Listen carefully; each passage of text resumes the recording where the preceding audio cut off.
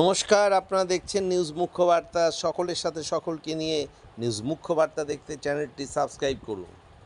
এবারের বর্ধমান দুর্গাপুর লোকসভা কেন্দ্রের দুর্গাপুর পূর্ব বিধানসভার অন্তর্গত মাইকেল মধুসূদন কলেজের ভোটগ্রহণ কেন্দ্রটিকে পিঙ্ক ওমেন পোলিং স্টেশন রূপে সাজিয়ে তুলেছিলেন নির্বাচন কমিশনের আধিকারিকরা।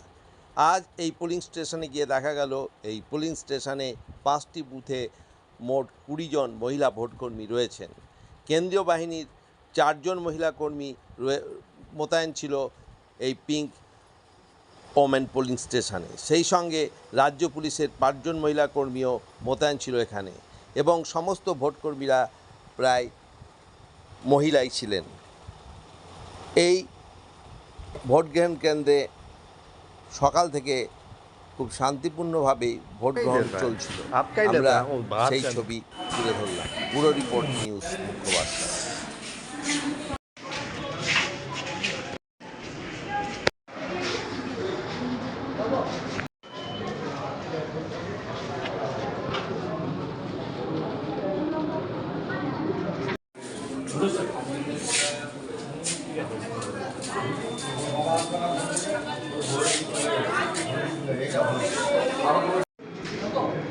প্রচুর এজেন্ট ঢোকাটা হয়েছে, তাই না?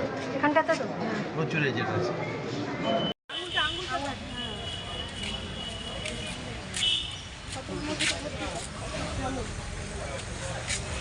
কত ছিল? 154? হ্যাঁ 155 154 এটা পরপর আছে। 154